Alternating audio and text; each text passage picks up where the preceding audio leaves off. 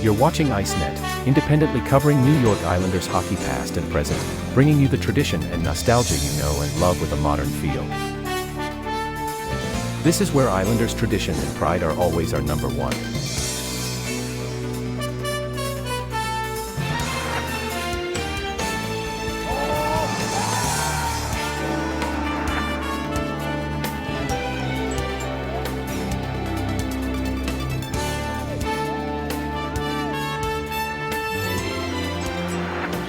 Built by passion for the orange and blue.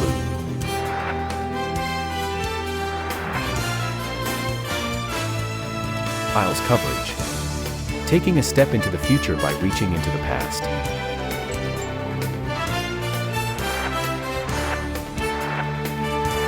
ICENET. Dynasties live here.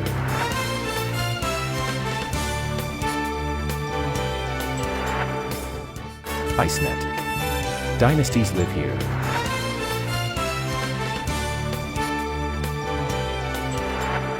Hi,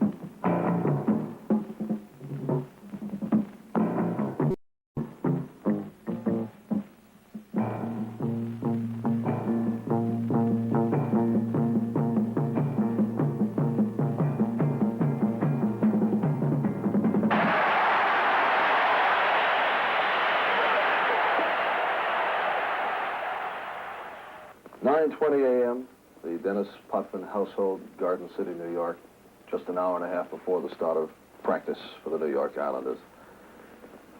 Debbie, have you always been a hockey fan? No, just since I've met Dennis. Do you go to all the games? All the home games, yes.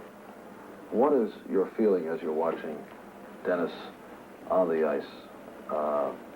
For example, Denis is one who can handle himself physically. Mm-hmm. What are your feelings when you watch him get involved in a fight? I blink. I don't like to see that at all, and I think I get angry inside on one side, and I just don't let myself really see it. What is all the publicity meant to you? The kind of publicity Denis receives. I mean, how has it changed your life? I don't know if it has changed my life yet. It's crept up so gradually that I don't know if either of us really noticed it unless someone asked the question like you just asked, and you realize that it must have affected us somehow, but I couldn't give you an answer on that. Dennis, how do you feel? Say. How do you feel about it? You signed at the age of 19? that's right.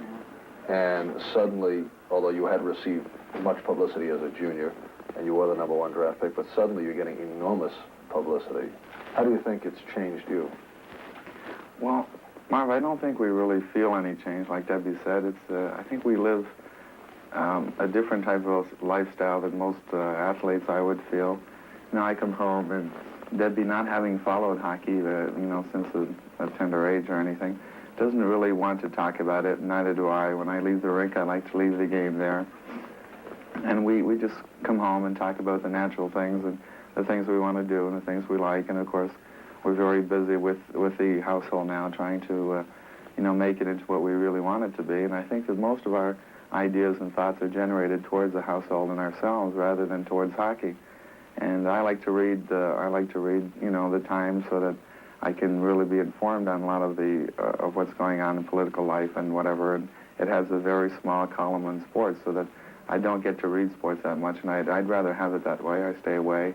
I'm aware of what's happening just from listening to the other hockey players, but I don't spend my time reading articles so that I don't bring pressure upon myself and upon Debbie. I always had a difficult time understanding that. I know a lot of athletes say that don't read the newspapers and would prefer not to read about the account of the game the night before. Do you read anything about hockey, or you just like to stay away from it completely? I generally will read a cover article on myself or a big article in the newspaper, and mostly because I want to determine how good the writer is, mainly because if he does a poor job, next time I'll be more careful. If he misquotes me, I'll be more careful next time. But otherwise, I'd rather not read about the game, because I think it's always been a feeling that, you know, if you play a great game, they just don't say enough about you, and if you play a bad game, they just really cut you up worse than it should be, and you're never really satisfied. So we like to stay away from it, and I think that, you know, we have interests in different fields, I think, than hockey, and we're at the stage now where we want to broaden these fields, and we like a lot of things that the city offers, and we like to take advantage of these things rather than just, you know, sit in a cubicle, go out and play hockey every day and come back in the cage. It's not a life that we want to live. Dennis, your name has been put alongside Bobby Orr as kind of a second Orr, which I know can bother you at times. Yet it's a great compliment. It started quite a long time ago. I first came into junior hockey when I was 14 years old, and seeing as Orr come into the junior league at the same age right away, I guess, you know, they just labeled me as the second Orr, and it carried on through the junior years. And when I came to pro, and I'd broken Bobby Orr's records in junior, it was even stronger, the comparison. And I can't really say that I don't like it, because it's quite a compliment, as you say, being compared to probably the greatest hockey player that ever played the game. But I still feel that eventually I will be able to show people that I have my own style of play, and that the confidence is not in being a second Bobby Orr, but more or less like the first Denis Potvin, as I said before. And I think this is probably the biggest thing for me, to establish myself as an individual for the Islanders and as an individual in the National Hockey League. The Philadelphia Flyers go up against the New York Islanders. When you play the Flyers, what is different about a game with that club? Surprisingly enough, playing on the Islanders, we don't worry about the physical aspect of the game, because we know that against the Flyers we have just as big a hockey club, probably even bigger, and I feel that we can play as tough a game as they can, and so it's not really something that I think of. The thing that bothers me the most about the Flyers is their tremendous forechecking talents and the way they come at you consistently throughout the hockey game, and it's very difficult for a defenseman, especially ours, seeing that we're young defensemen and we're still, you know, somewhat lacking experience, myself only having, you know, being in my second year. I think that these are the things that we have to watch for mostly, and the fact that they can score goals if you give them the opportunity. And when we go against the Flyers, we know that they're, of course, the Stanley Cup champions. They're the Philadelphia Flyers, and I think, you know, we have to try and leave these things out of our minds, because when you label a team as a great hockey club, it just makes it harder for you to beat them. We just try and go at them head on. Years ago, when the National Hockey League expanded to 18 teams, the New York Islanders in white existed only as a list of names on a piece of paper, names of expendable veterans from each of the other clubs and names of some promising amateurs. The team that developed when all those names came to life on the ice lost 60 games that first year, and the only smiling faces around the Nassau Coliseum came attached to players from visiting teams. Tonight, they meet the orange-jerseyed Philadelphia Flyers, who were also put together with cast-off veterans and promising rookies when they were organized 7 years ago, but who astounded the sports world last season by winning it all, defeating the tough Boston Bruins for the Stanley Cup.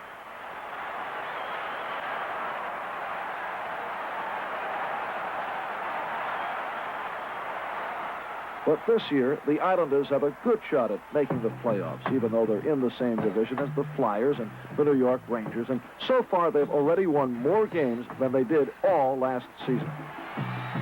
They're young, they're strong, and they're determined not to be out-hustled by the Flyers, a team that puts the same priority on hustle as it does on breathing.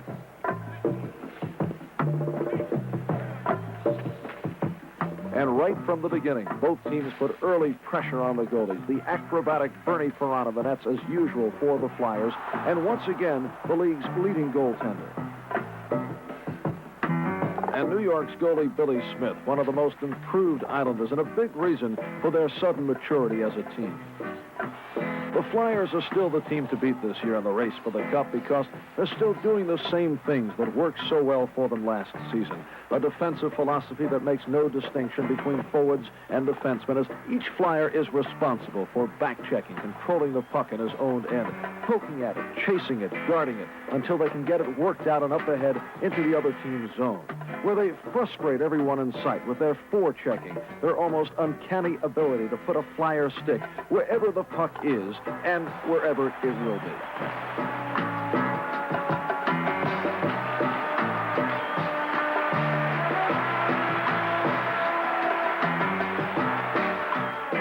And when they're not checking, they're going for the net, shooting in clusters, taking advantage of every opportunity, every mistake.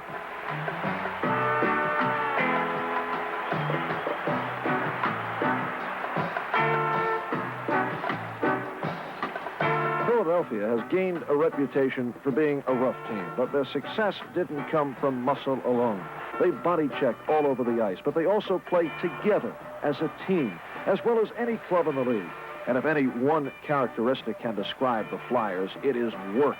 They seem to have an endless supply of energy, constantly moving, always skating.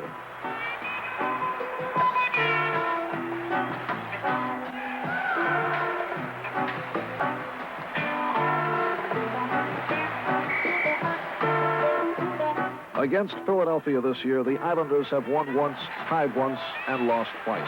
And so far tonight, with the score still 0-0, they've matched the Flyers in an evenly played, fast-moving game. And their first real mistake didn't come until almost 16 minutes into the first period. Good call, good call.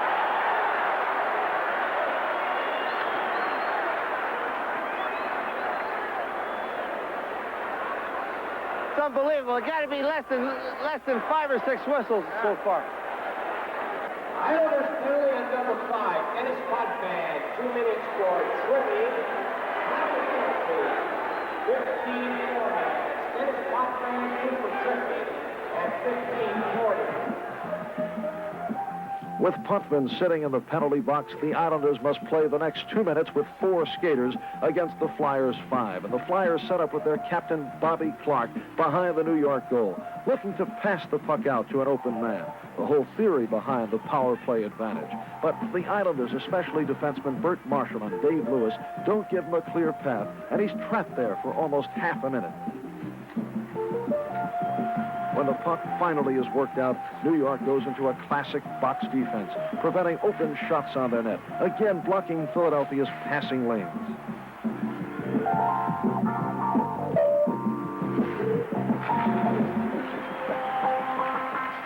But Clark finds Tom Bladen open at the point. He fires. Cleared. Picked up by Leach.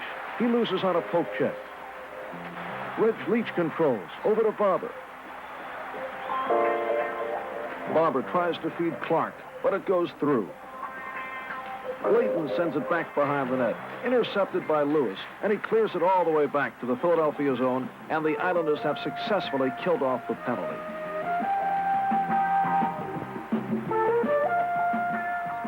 Both sides are even now as the Flyers' Ed Van Imp carries out and passes up to Bill Clement, who takes it in, trying to set up number 8, Dave Schultz. But New York's Bob Nystrom picks up the loose puck and starts an Islander rush with center Andre St. Laurent carrying in and taking the long slap shot at Perron. And now it's the Islanders who put on the pressure. Denis Potvin keeping the puck in play with a shot that goes just past Perron on his right.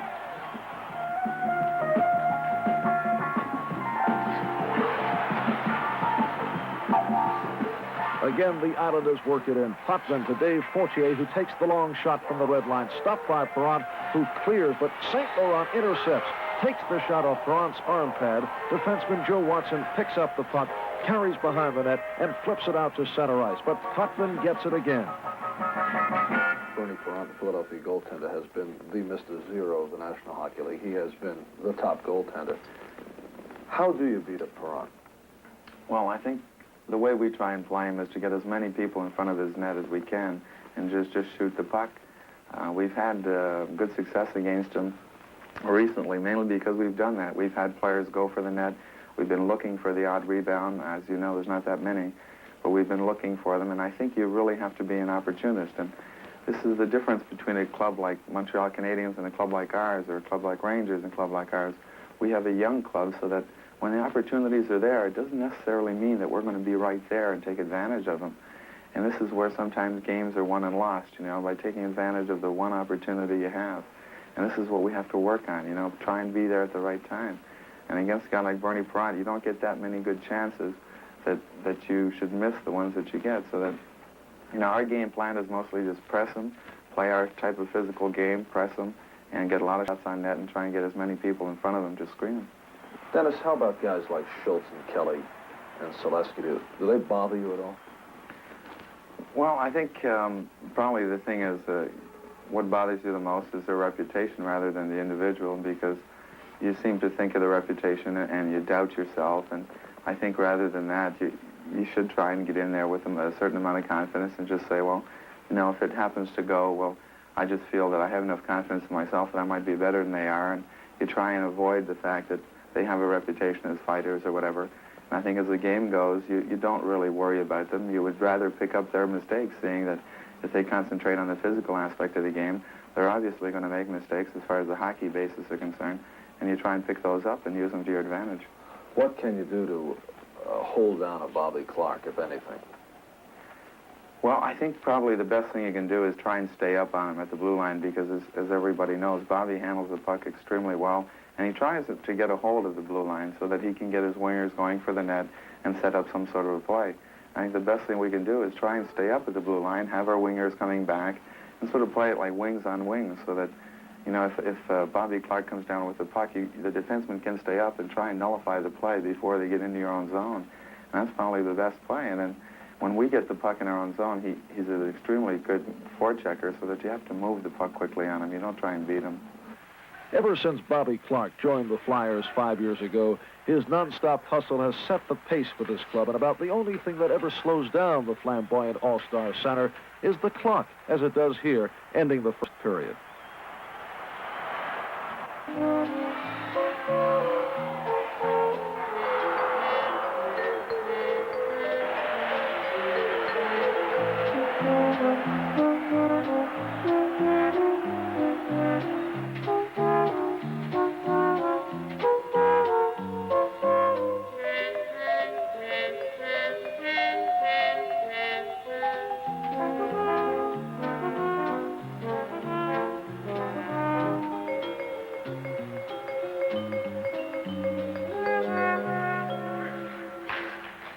Barely 2 minutes into the second period, after Philadelphia's Dupont and New York's Gillies find some differences to settle, the Flyers lead a rare break over the blue line, putting 2 men in alone behind the defense, but goalie Smith plays it perfectly, stopping Schultz's attempt with a diving glove hand save, losing his mask in the process, but not as cool as teammate Jude Druin catches up to the play, and the Flyers go offside, trying to keep the pressure up.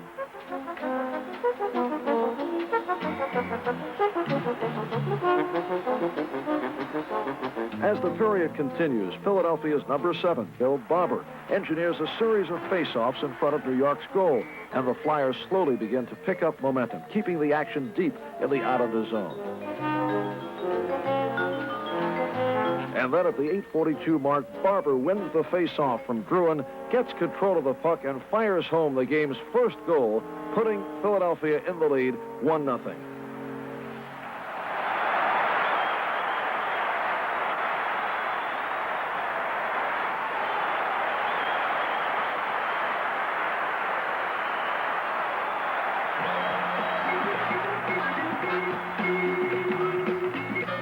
Then, as often happens when half the game is played before somebody finally scores that first goal, both teams seem to change gears and everything speeds up a notch, and that's when things can get rough. Barely a minute after he scored Philadelphia's goal, Barber draws a penalty for elbowing Jerry Hart, and the Islanders get a chance to tie it up right away. Denis Potvin, playing right point on the power play, gets just inside the blue line and calls for the puck. He takes a long slapper, but Perrant saves and clears it up and over his cage, then falls on the loose puck and play is called.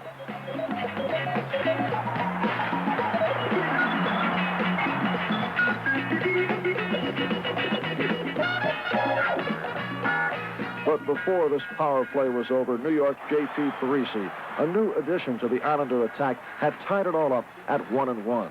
And from here on, both teams knew they couldn't afford another mistake.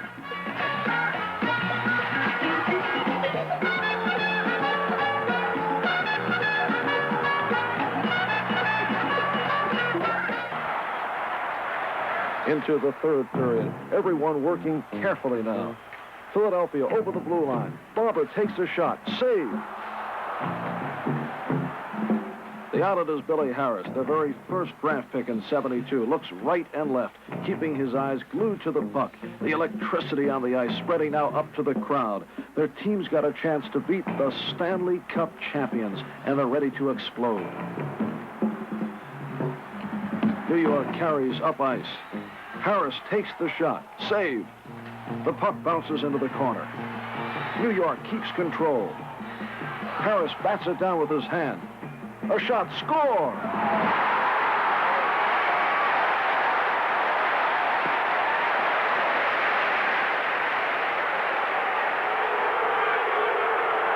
But Perrant knows something the crowd doesn't. The goal is disallowed, and the score remains tied at 1 apiece. The replay will show that Billy Harris knocked the puck down with his hand, and since his stick never touched it again before Gruen shot it past Perrant, it became an illegal hand pass, nullifying the go-ahead goal. Watch Harris, number 15, in front of the net. His stick doesn't quite touch the puck, and even though 15,000 people did not see it, the referee did. No goal.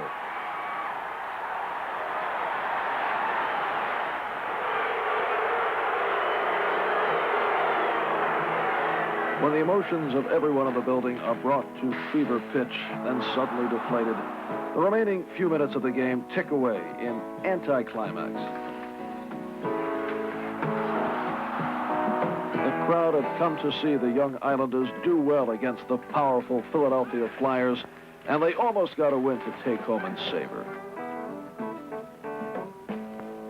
A sharp-eyed referee and a seldom-seen infraction had kept them from victory. But it wasn't too long ago that their team was simply fighting for its pride instead of battling for a win. Now their pride is secure, and the wins will surely follow. Tonight, the Philadelphia Flyers recognized a familiar old feeling. Another expansion team had come of age.